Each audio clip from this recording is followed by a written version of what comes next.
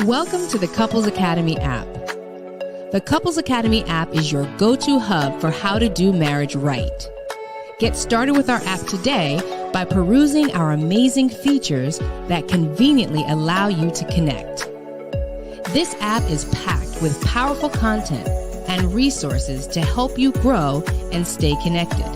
With this app, you can watch our messages, find marriage resources, watch, listen, and read the real-life stories of restored couples, sign up for events, read articles and blog posts, stay up to date with push notifications, share your favorite messages via Instagram, Facebook, Twitter, or email, and download messages for offline listening.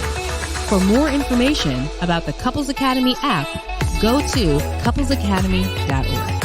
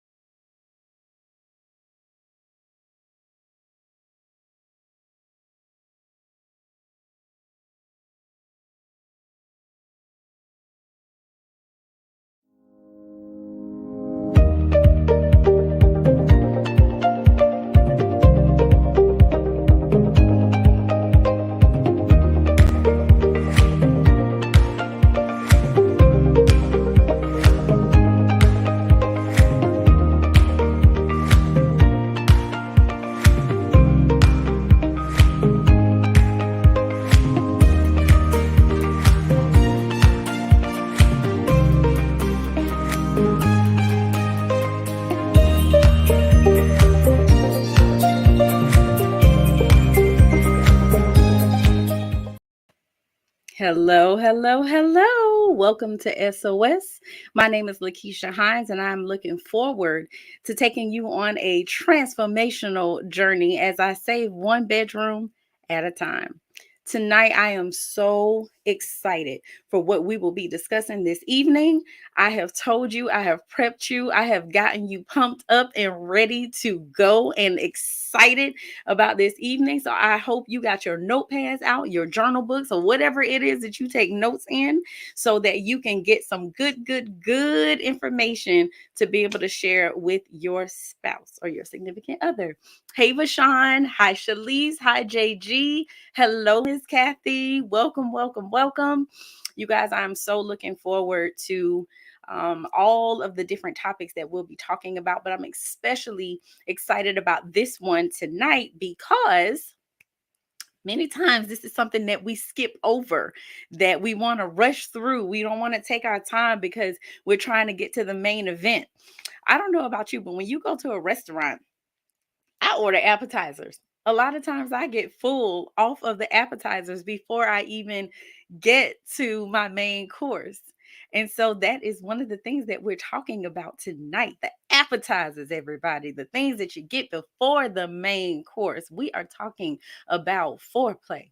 We're talking about before we play, what we need to do to lead up to it. Hello, Andrew. Thank you for joining.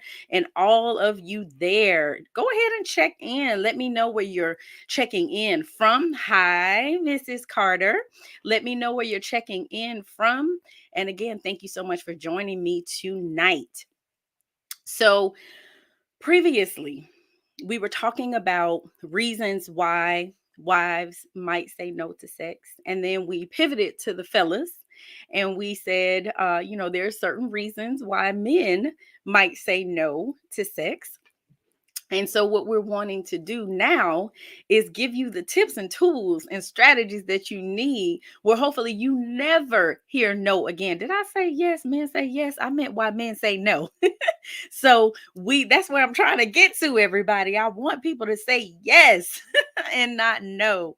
So I just want to say that foreplay is for everyone. It is not just for one person who is in the family, the couple, right? It literally is for both parties. So I'm going to give you guys first and foremost the reasons why foreplay is so important, why it's beneficial, and then I'll give you some tips.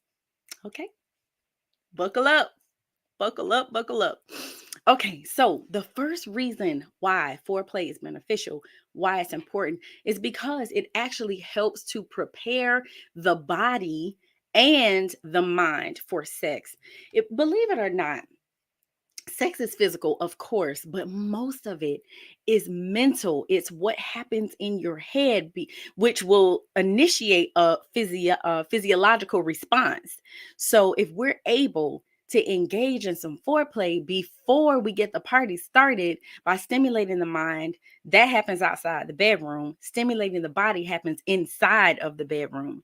So, your physical response to being around during foreplay just creates this huge rush directly to the genitals. Foreplay in and of itself is a negotiation, because what are we negotiating? We're negotiating the levels of intimacy, eroticism, meaning, and emotional connection, or lack thereof, and what comes next. So foreplay is extremely important, again, to get the mind and the body prepared for sex. Another benefit and why it's important is because foreplay is going to create a more pleasurable experience. And there have been so many studies done regarding foreplay. Science has shown us that a build up to intercourse can actually lead to longer and better orgasms. So, why would you not want to engage in foreplay if you can intensify your orgasm and make your time together last even longer? So, in this study that was done, it was published in the Journal of Sex Research. Both sexes, men and women, that's who were tested, reported that their orgasms were more pleasurable when there was a greater buildup of sexual arousal and desire beforehand. Another part of that research determined that the more diverse the sexual acts or practices were that were included in foreplay, the longer they lasted, the longer the sexual encounters lasted. So, again, it leads to even more pleasurable sex, also a harder erection, more lubrication, ultimately, a more pleasurable experience. Okay, the next benefit of foreplay is that it helps to maintain physical and emotional intimacy. So I know when you're thinking about foreplay, the main thing is we're thinking about obviously the physical aspects, but it also helps to increase your emotional connection with your partner. We know that over time, when life gets in the way with kids, work, stress, finances, whatever it is, being able to maintain a healthy connection and intimacy with our spouse is really, really important. And foreplay actually helps to do that. And it's especially important for long term relationships. So, if you are in a position where you are feeling a disconnect from your partner, increase your foreplay because it helps you connect again, not only physically, but it helps you to connect emotionally. A lot of that has to do with the fact that you're being selfless when you are actually trying to please your partner and you are not focused on your own individual needs, but you're focused on the needs of your spouse, which is extremely important for letting them know that they care, they matter, that their needs, wants, wishes, desires are just as important to you as their own. Okay, so it helps to maintain your physical and emotional connection. Okay, so the next benefit of foreplay is that it is, well, actually, this is not a benefit in the way that it's wording, but I do want to say that foreplay is a team effort. And so now let me lead you to the benefit part. The benefit part is that if we're on a team and we're both doing our part, we both win. That's the benefit. We both actually win. It's not for one person to always be the one that's focused on improving their foreplay abilities. Both parties should be doing that. And part of your work as a teammate is to know how to turn your partner on. But guess what? Your part as the other teammate is to know yourself what turns you on. So you have to know, again, what it is that turns you on, and how you do that is that you have to have an understanding of your own body, your own anatomy, your chemistry, your physiology, in order to enjoy sex. So if you don't know for yourself, it's going to be very difficult for your partner to be able to know what it is that turns you on or what stimulates you. So you have to get to know yourself. And both of you have to be open to discovering what you like and what you like hearing that the other person likes also, because everyone has different preferences. So, team effort. Also, it means giving and receiving, not just giving, not just receiving. Gotta be both. Gotta be both.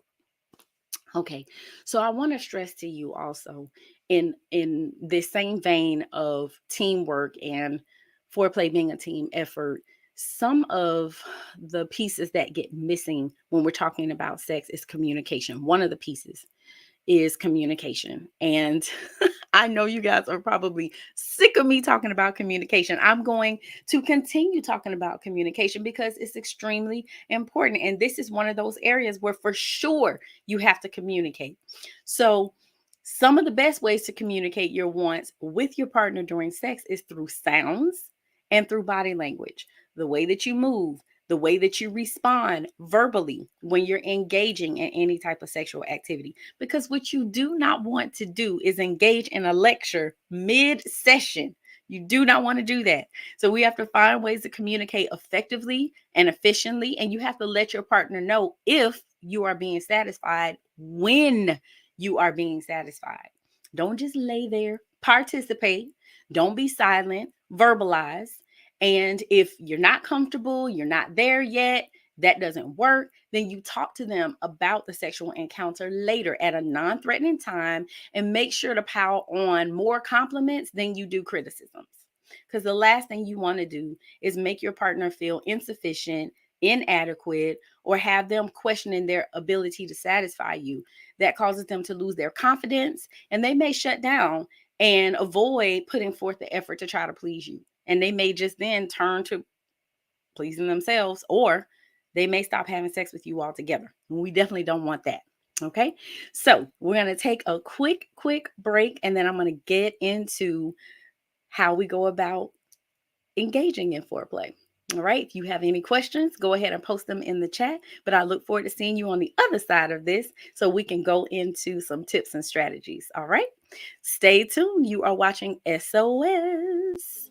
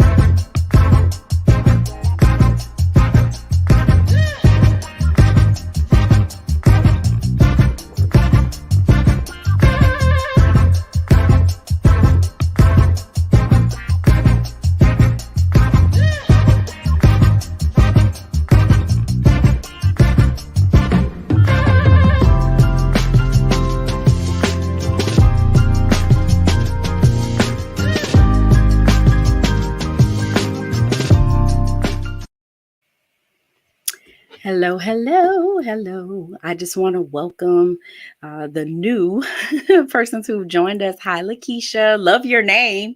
I wonder why.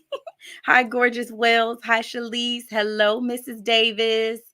I just want to say thank you all for joining, and you came at the right time because I'm actually trying to teach you how to do just that. All right, so I want to talk about how you actually engage in foreplay. Obviously, there are many different ways, but I'm going to walk you through the 5 T's of foreplay. The 5 T's of foreplay. The first one is talk. Okay, so dirty talk specifically. Now, it might actually be embarrassing describing what you want or what you're going to do to your partner. But honestly, when you do like explain or share or describe what you're going to do to your partner, it can be extremely erotic. So you want to be as graphic as you possibly can. Tell them just how much it's going to excite you to do all the things that you want. But if you're not comfortable there, then you might want to make it a little bit more interesting. You can actually go old school and do it through the phone. Yes, old school sexting is fantastic when it comes to arousing your partner from afar. It builds up anticipation. You could be in the same house or you could be at the office. The anticipation will actually drive them wild. Some other things you can do: put sticky notes in their work bag if they're leaving the house to go to work. You can put a sticky note on their laptop screen, so when they open their computer, there's a little sexy note from you. You can put it in the driver's seat of the car that they drive so they see it as soon as they get in the car on their way to work. You can put it on the bathroom mirror. Many places you can put it. And if there are no children in the house, or if there are little children who can't read, then you actually can post them around the house. But just building up that excitement, that anticipation can work wonders for what happens later on, when you guys are able to come together in the evening. So, first one, talk. It could be dirty talk, verbal, or it could be written on paper, on the computer through an email, long as it's not your work computer, or a text message.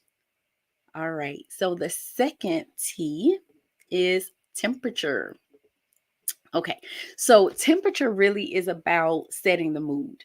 There's nothing more erotic than the perfect scene to get down and dirty to. So it could be the flattering light of candles, it could be petals across the room or on the bed, just the way you imagine your first time. It could be loads of playlists on your phone where you connect to a Bluetooth speaker so you have surround sound in the room. That right song could just make your partner want to dive right in. You could dance, or you could even do a strip tease to the right music, but it's all about that electricity from your bodies brushing together that actually might ignite a fire.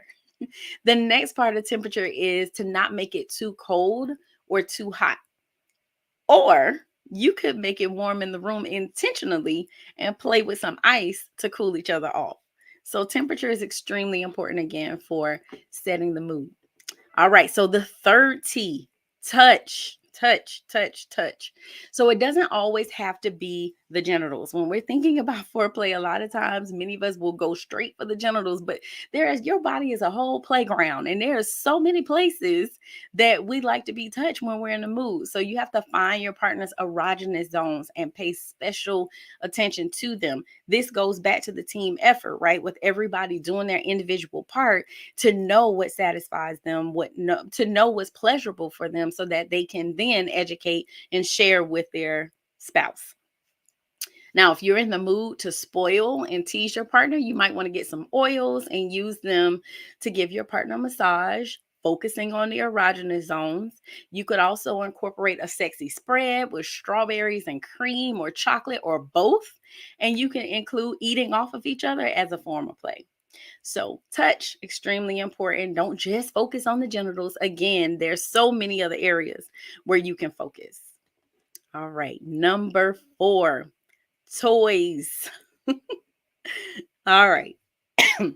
Let me say, not all toys are just for penetration, right? We know that the market is saturated with toys that are aimed at pleasure for different parts of the body. Vibrators are just one of the few versatile toys that can stimulate all erogenous zones. But if toys aren't for you, then you can use things like feathers, which can help stimulate your partner's senses and get them heated up. Sex swings, paddles, restraints, from ropes to handcuffs to things that you find around the house like neckties or kitchen utensils like forks.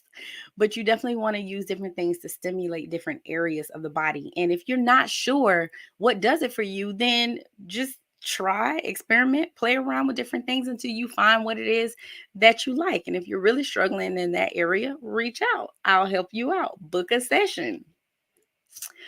Um, so let's see. There was something else I wanted to. Oh, yes. So when I talked about vibrators again, most time we're thinking about like penises, right? As vibrators, but there's so many other types of vibrators that are used for clitoral stimulation, that are used to stimulate the breast area. I mean, suction type things for men. There's so many things out there. So one of your date night experiences could be visiting a store, an adult store, where you can check out different types of toys, vibrators, apparatuses, wedges, tables, all different types of chairs. There's so much out there. And you guys going together will allow each one of you to have weigh in on the things that you might be interested in trying. So I highly recommend, if you're at this place where you're feeling comfortable enough to explore with your partner, or even if you're not, take a risk, right? You might be scared, but do it scared anyway, as long as you're in a healthy place with your partner. Okay, number 5, tasting. Okay, so specifically what we're referring to is oral sex, but that's not all. But that's immediately where the mind goes to, right? Oral sex. So when you're using your mouth, especially your tongue, to elicit pleasure on your partner, it is a common way to experiment with foreplay. Most times, you have people who may not be as comfortable and they're not as secure, or not as confident in their performance. Then you definitely want to communicate with your spouse what you like, what's pleasurable for you, what might be uncomfortable for you, what works, what doesn't work. But typically for ladies, focusing on the clitoral hood above the clitoris is good for them. And with men, the frenulum, where the penis shaft actually meets the head, are great focus points for oral stimulation. And while your mouth is busy, you can actually use your hands to stimulate other areas for added pleasure. And if protection is necessary, then you can use a variety of condoms and dental dams that can help assist with that. Now, again, oral sex, typically when we mention taste, is typically where everybody goes. But I do want to talk about the loss part of foreplay regarding the mouth, and that's kissing. I cannot stress to you guys enough the importance of kissing. Kissing actually reduces stress and it increases social bonding. It decreases our cortisol levels. And if you're familiar with cortisol at all, it's actually toxic to our bodies. So if I'm saying to you that stress releases cortisol and kissing reduces stress, that ultimately decreases our cortisol levels. So kiss. At one time or another, we all may have experienced the good kiss, and we may be all too familiar with the bad kiss. The good kiss is soft, but it's electric. It's kisses of passion. It might be a breathy kiss of tasting and smelling each other's bodies. It could be a gentle bite on the lip from someone begging to be devoured. And then there's the bad kiss, where there's a mushy, limp kiss of just passivity and withheld eroticism. There's the perfunctory kiss on the way to the office. Okay, bye, see you later. It could be the sloppy, soupy, wet kiss that actually triggers anger rather than desire. There's the rigid tongue kiss of like the mechanical lover. There's the smothering kiss. Oh my goodness, this is the one that I think really, really, really gets us in trouble. The smothering kiss that reminds you of a parent. You definitely don't want that when we're trying to engage in foreplay. And then the last example of a bad kiss would be the impatient kiss of someone that is preoccupied with other things, where they're just literally kissing to, it's like, hurry up, come on, get stimulated so we can get the party started. But it's not passionate, it's not deep, it's not electric, right? So you want to make sure that you're focusing more on the good kisses. And kissing is different for everybody. Everybody doesn't like the same type of kiss. So you want to talk to your partner about what works for them. Okay. So the last thing before we go, and I'm definitely going to try to get to some questions that I see in the chat. But the last thing I wanted to talk to you guys about, knowing when it's time for intercourse, like you've engaged in foreplay. And so, how do we know when it's time? Because many, many times, you'll think just because you see an erection or there's vaginal lubrication that you're like, okay, green light, where all systems go. That's not always the case. So some signs to look for are, if they seem really impatient, they're antsy and fidgety and like squirming, can't stay still. Sometimes it's when one partner touches the other person's genitals for a while. Um, it could be when the man actually gets an erection and he's like afraid that he's actually going to release, like, it's time. Or if like it was hot and steamy in the beginning, your foreplay was, and now it's kind of like fading. All right, we need to move on to something else. And then if you're in a place where one feels like they just want to get it over with, we need to switch it up and we need to do something else. Okay. And then obviously, when you get really, really comfortable with each other, you can ask, okay, are you ready? Green light or red light? We at yellow light. Where are we? You can have a conversation about it and be open and honest. If you're ready, say you're ready. If you're not, say no, I need a little bit more. Okay. So, um, oh, I see that question. Okay. So the 5 T's again: talk, temperature, touch, toys, and tasting. And tasting had to do with oral sex and kissing. Alrighty, so I just want to look now at some of your comments and questions. Legendary Lady said yes for the appetizers. I love it. I love it. I love it. Okay. JG has a question. After infidelity from my husband and deciding to work on the marriage, should I be the one initiating sex? Okay. So basically, your husband was the unfaithful, but you decided to work on the marriage. Should you be the one initiating? Should you be the only one? No. Both of you should be initiating.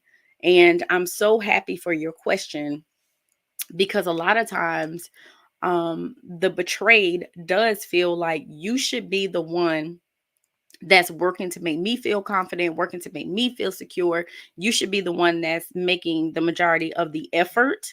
But in actuality, we both have work to do. And so my answer is you both should be initiating. It should not be all on you. It should not be all on him. You guys both should be initiating. Okay, so Gorgeous Well says, what if your spouse never engages in foreplay, then recently he's interested in it? Ask what changed, what happened. Um, Ask. Don't assume. Never, never, never, never assume. Okay. Let's see where. Thank you, Kathy. Feel the fear and do it anyway. Exactly. Exactly. So, you guys, I hope you actually have gotten something out of this session tonight. I want you to go back over, because it will be available tomorrow morning. If you missed anything tonight, and that was so funny. Okay. If you miss anything tonight, it will be available on tomorrow morning. And so if you miss anything, please watch it again. Please share. Please like, share, subscribe.